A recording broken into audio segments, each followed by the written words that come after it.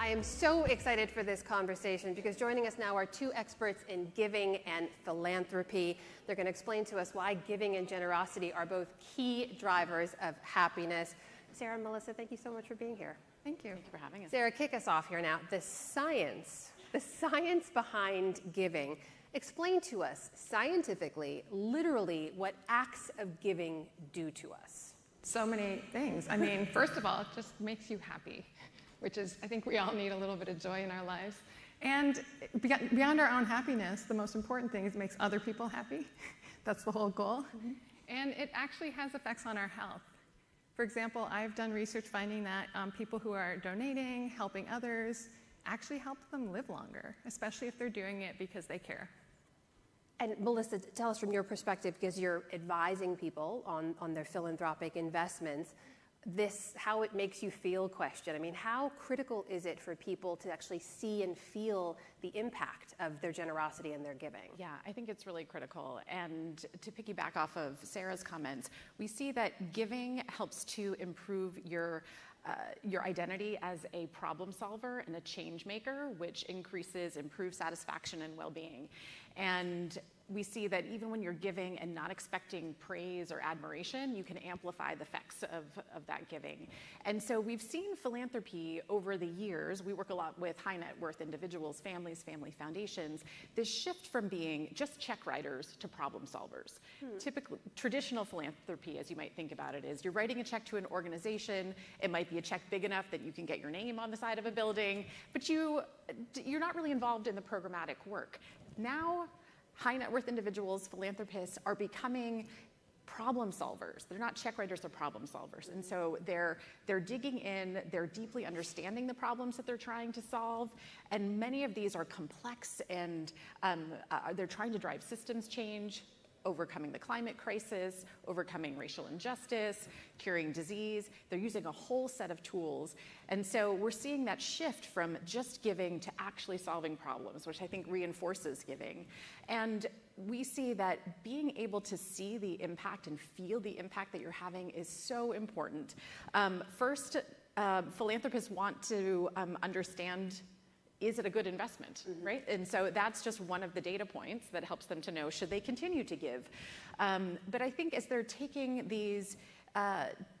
this longer horizon and solving these complex challenges that are going to take decades, that are going to take not just millions, but billions and trillions of dollars of investment, they need to have some positive feedback loops that continue to motivate them and to really underscore commitment to a cause, not just an organization. Sara, on the how it makes you feel question, does the proximity of the giving matter? If we're giving to places that we see the immediate impact or we see a return on investment in some way, does that generate more happiness on the back end? It does help. Yeah. It does help to see a clear positive impact of what we're doing, but we have imagination, right? So we can actually empathically imagine people that are far away from us in space or even in time in the future.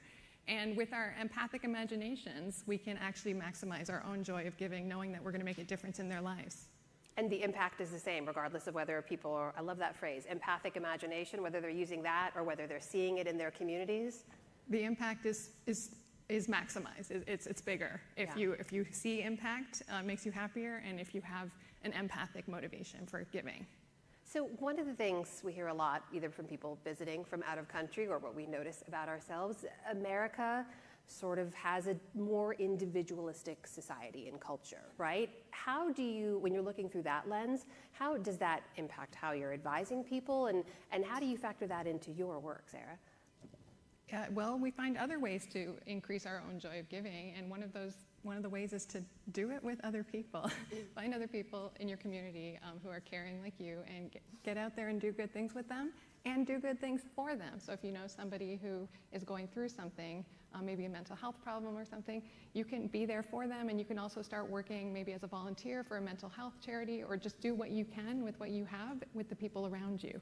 And that also increases our joy of giving. To be clear, giving itself already has a boost, and then when we do it with others, for others, and looking for impact when we do the work, that just makes it bigger. And as we're advising, we want to make sure that we are bringing in communities that can help us to understand the problems that we're trying to solve and to put forward the solutions. So we want to get out of the mindset that the philanthropists are the ones with the capital know what the solutions should be. Yeah. And so we really bring in those with lived experience. And that is whether you're addressing violence in a community, you are helping veterans to transition into civilian life, again, you're curing disease. You need to bring that community in with you, not just the experts, and to understand the system. You know, there's a saying that's often used, but I think it's worth repeating, like those who are closest to the problem are often closest to the solution, but farthest away from the capital. And so we really see ourselves as advisors is bringing that lived experience to the table to inform where philanthropic capital can and should be deployed. I also think that there is a real opportunity, you know, as Sara mentioned, to give together. There's collaborative giving is on the rise, which is great. And we're seeing more of that. We're seeing more of collaborative giving. And why do you think that is? I think I think one is it's actually more satisfying to give together. You're also able to get efficiency. So you can bring together, philanthropies and funders can come together and share resources, they can share diligence, they can share strategy, so they're actually being more effective and efficient with their giving. And it helps funders to be introduced to organizations that might not be in their network. And I think that is something philanthropy needs to do more of. We can't just rely on what comes in referrals in our network. We need to think expansively.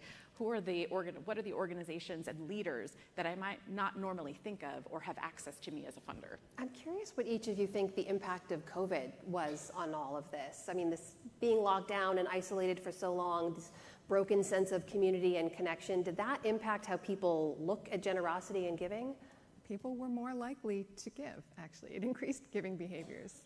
And that might seem surprising, but I think we had more time to think about life and the meaning of life, and we saw all this need around us, and we had time. And so a lot more people started giving, and we still see there's still about a 10% higher rate of giving since before COVID in the Gallup World Poll. Wow.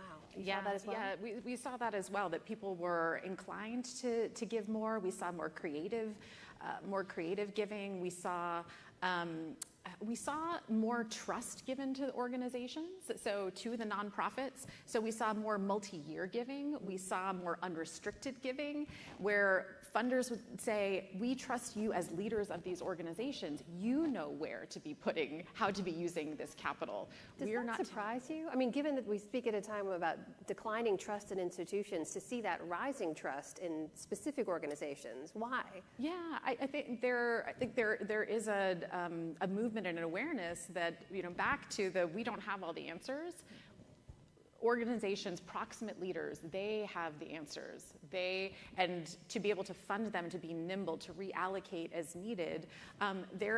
If we have things so locked up in fund this specific program, we're not giving the organizations the flexibility that they need and leaders the flexibility they need to deploy that capital that's going to allow them to do the most good. So there is this movement of trust-based giving, which, yes, is a little bit ironic in the state of the world that we're living in, where we have a deficit of trust.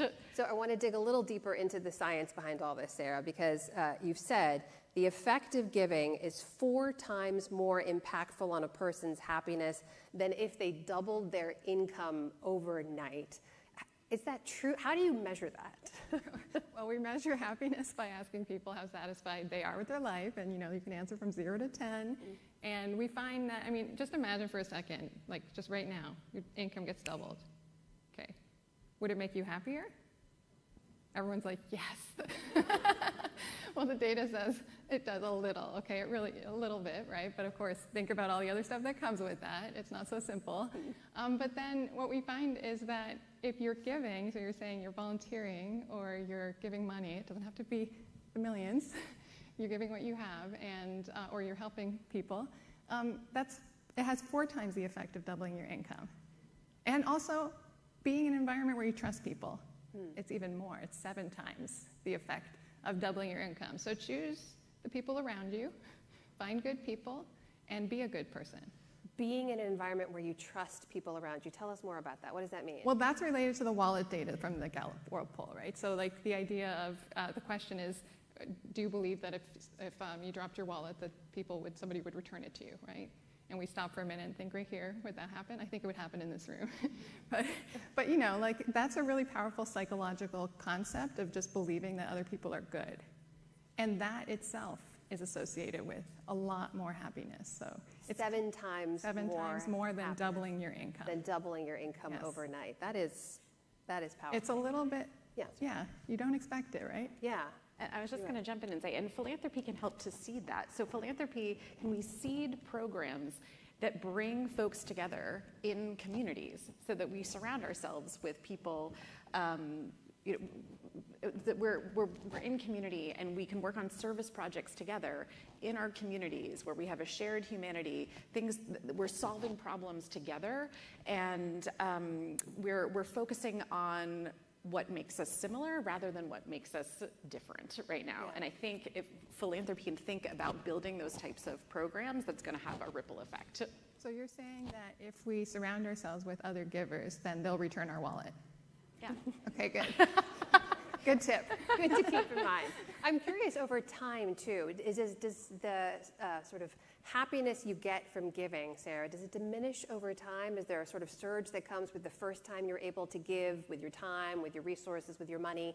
Does that go away the longer you give, especially if you're not seeing immediate impacts or returns on the investment? How does that work over time? That's a really good question. And of course, researchers have looked at it. So basically, following people over time, what we find is that giving has more, kind of holds the high a little longer than getting or than other types of things. So it's not like it's going to be forever, but it does kind of have some staying power and it still feels good. And there are ways to give that can help. For example, like when we eat food, even our favorite food, we don't want to eat tacos every single meal, unless there's somebody maybe here who would say that's not true. but I think most of us eventually, even our favorite food, would get a little bit, less joyful. Well, it's just like that with giving too, and there's research showing that if we're giving in a variety of ways to a variety of people, to different causes, kind of focusing on how to benefit others, then it doesn't get old. And is there a relationship between the size of the gift too? If you're regularly volunteering once a week versus giving $1 million from your wallet every other month or something for whoever has the means to do that, does that have a different impact on you? Well, the researchers are only looking at the difference between like $1 versus $20 okay. at the moment, but we are exploring ultra high net worth individuals, and we'll have an answer soon. Yeah, okay. But volunteering, when we found that volunteering is really, it's good. The more you can do it, there's up to about 15 hours a week is usually the kind of peak. Yeah. But giving more time, it's because you're kind of giving yourself. When you're volunteering, you're actually there, and it's more than just like writing a check, as you were talking about. Whereas giving money, it does make you happy, but I don't think it's not gonna be like the more you give, the happier you get, right? So the theme, Melissa, as you know, the theme of this year's World Happiness Report is sharing and caring, which is a phrase we use all the time in my household with 2 little girls.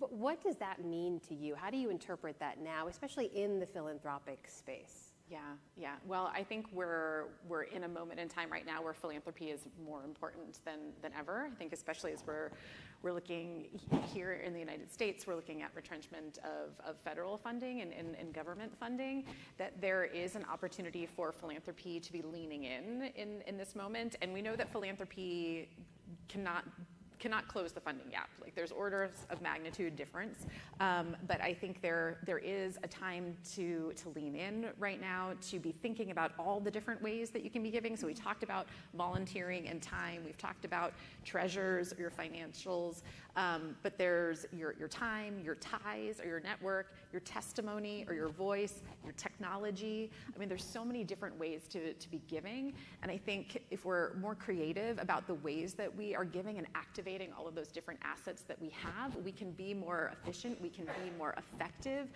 we can have a better impact. I think it's a time to come together in collaboration right now and to be sort of linking arms with other funders, again, sharing. And fundamentally, we're going to need to reimagine what the nonprofit sector looks like here. And no one has the answer to that, but it is a time for philanthropists to be leaning in and to be making a difference. Sara, I'll give you the last word here. What do you hope people take away when it comes to the science behind giving? That we all have something to give and that it's not about us, it's about others. So I think just realize that happiness is not individual. I think that's been the message of today, that it's social. And you're all here, you all came here, so you know that. But we have hope that the giving we do can actually make a difference. We'll end on a note of hope. Thank you for that. Sara, Konrath, Melissa Stevens, thank you so much. Thank you.